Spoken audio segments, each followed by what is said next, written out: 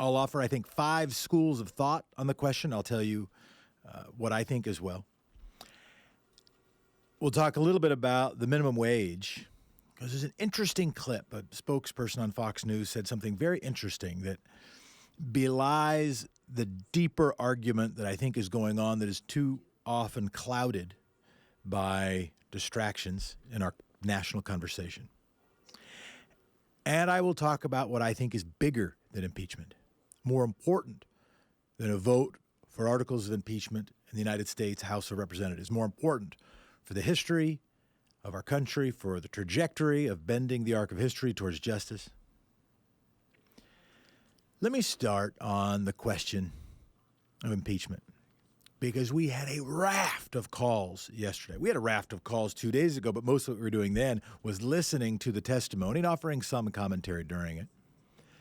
The call-in number, by the way, is 202-808-9925, 202-808-9925.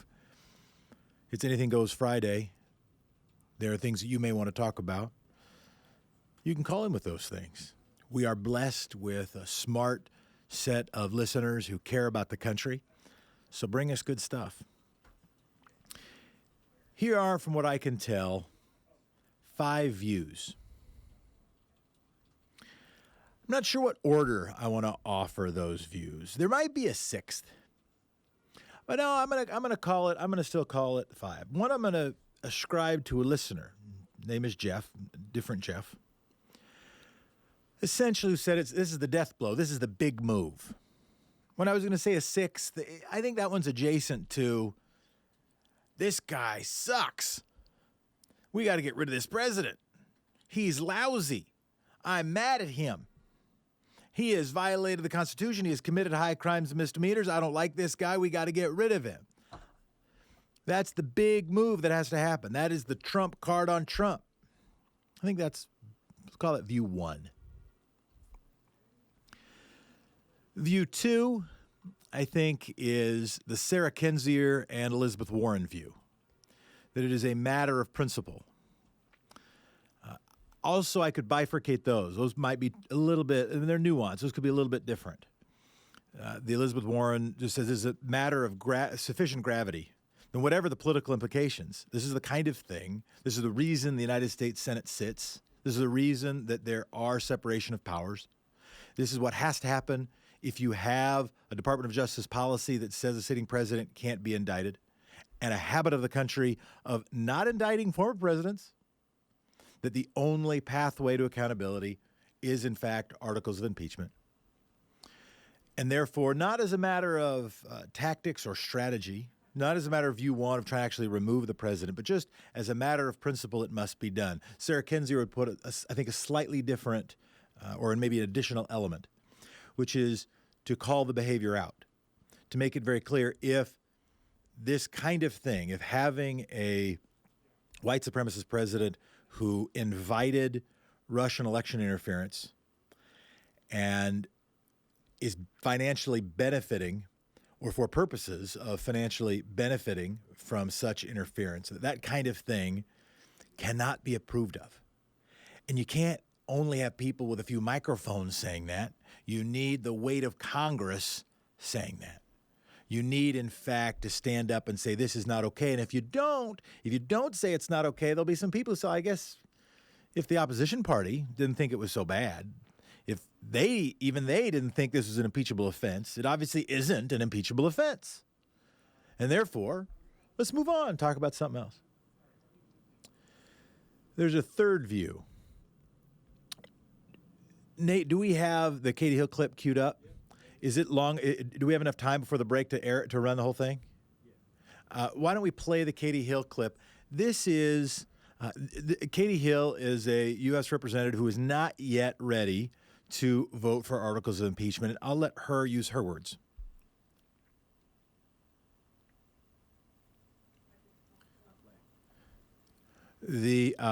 While that's getting queued up, I can summarize her argument quickly. Her argument is essentially, I want to wait until there's the best possible case, until we have the best possible facts, and if we get because we don't want to get this guy on a technicality. We want to get him on the real stuff because we only have one chance. That's the Katie Hill view, and maybe we'll have a chance to play that. There's also the Matt Iglesias view. The Matt Iglesias, I don't know if it's his view, I think it's his summation of what he thinks the best argument against offering articles of, and for what it's worth, I'm largely with the Elizabeth Warren and Sarah Kendzior view. Okay, here's the Katie Hill clip.